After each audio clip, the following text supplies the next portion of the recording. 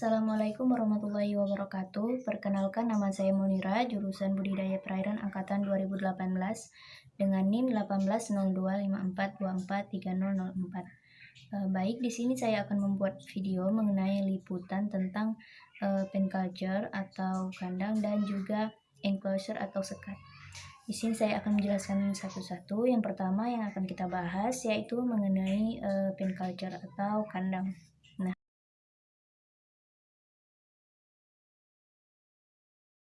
Akan kita bahas yaitu mengenai pen culture atau kandang.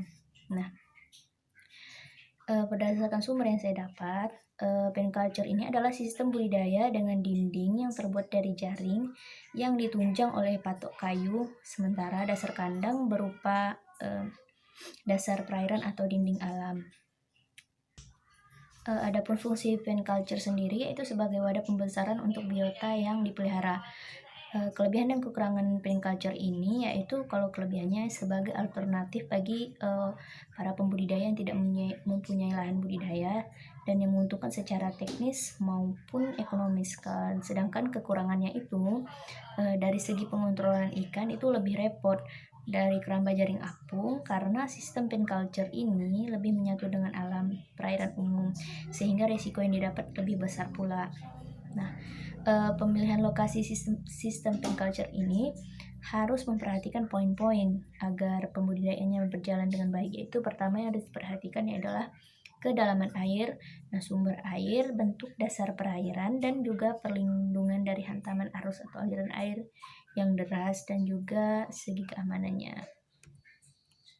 Nah, adapun syarat-syarat yang harus dipenuhi untuk pembudidayaan pen culture ini yaitu ikan akan dapat hidup dalam pen culture dengan baik pada air yang mempunyai kedalaman 50-100 cm. Nah, kecerahan yang baik untuk ikan adalah berkisar 25-40 cm. Nah, pada tingkat kecerahan sebesar itu, jumlah cahaya matahari yang masuk ke perairan cukup untuk proses fotosintesis yang seimbang dengan pH 6,5-7,6. Untuk budidaya pen culture ini, organisme yang dapat dibudidayakan itu antara lain bisa ikan nila, ikan gabus, ikan lele, ataupun ikan mujair. Nah, untuk wilayah yang baik pada pembudidayaan pen culture ini, wilayahnya itu bisa berupa danau atau waduk, saluran irigasi, ataupun sungai, mempunyai pintu pengendali banjir yang berarus relatif lambat dan bebas dari ancaman banjir bandang, dan juga wilayah yang bagian teluk yang terlindung. Nah, untuk pemanenan sistem pen culture ini bisa dilakukan secara selektif atau dipanen total sekaligus. Pemanenan ikan di sistem pen culture sedikit lebih sulit karena ikannya itu tersebut akan ditangkap dengan menggunakan tangan. Nah, kalau pembuatan wadah pen culture yaitu dari jaring dan bambu atau kayu sebagai patok, di mana cara pembuatannya itu patok kayu ditancapkan dengan ketinggian sedikit lebih tinggi dari pasang tertinggi atau high water level, sehingga pada saat pasang tersebut kandang tidak tenggelam. Dan juga kalau patok dipasangi jaring setinggi patok dan bagian bawah jaring dibenamkan ke dasar laut sedalam 0,5 sampai 1,0 meter untuk menutup kemungkinan biota kultur menerobos keluar kandang.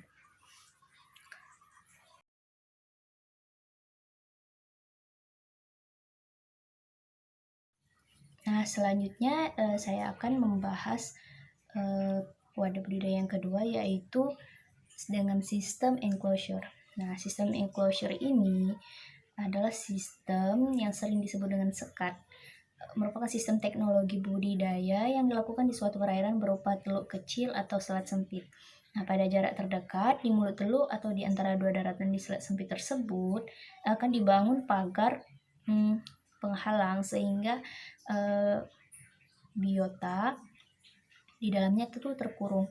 Nah, adapun luas area perairan yang terkurung itu bisa mencapai 1 hingga puluhan hektar.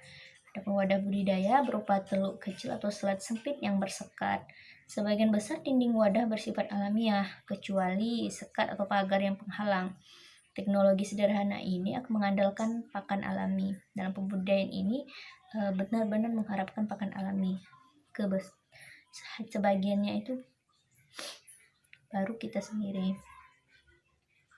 Nah, teknologi pemeliharaan ikan dengan menggunakan sistem enclosure ini merupakan teknik pemeliharaan ikan yang paling sederhana karena tidak perlu lagi membuat kolam untuk wadah budidaya. Nah, seseorang yang akan membudidayakan ikan dengan sistem ini itu hanya perlu membuat sekat sebagai penghalang ikan untuk keluar masuk dari tempat budidaya. Budidaya ikan dengan sistem enclosure ini juga tidak membutuhkan banyak pakan buatan karena pada daerah teluk dan selat itu kan banyak terdapat pakan alami, sehingga dengan menggunakan sistem ini itu bisa mengurangi biaya pakan. Nah, sekat biasanya berbentuk pagar pada yang digunakan berasal dari bambu. Nah, jarak antara bilah-bilah bambu sebagai pagar itu tidak lebih dari 2 cm. Nah, untuk membuat sekat ini tidak memerlukan biaya yang besar karena hanya berbentuk pagar sederhana. Tetapi ada sedikit kelemahan dalam membudidayakan ikan dalam sekat, yaitu mencari tempat yang cocok berupa cekungan. Nah, selain itu, lokasi yang terlalu luas juga agak menyulitkan para pembudidaya untuk memanen ikannya.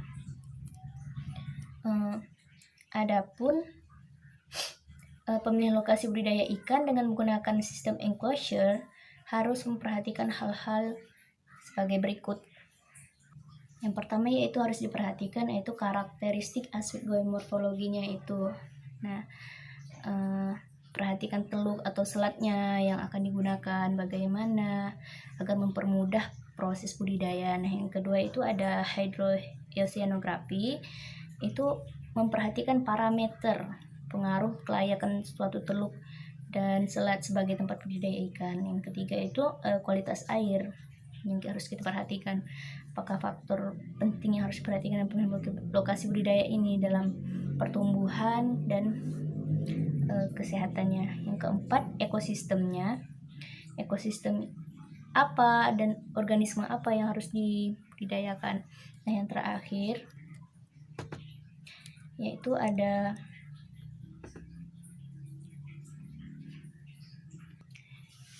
sosial, ekonomi, dan budidaya. Dan faktor penting yang harus diperhatikan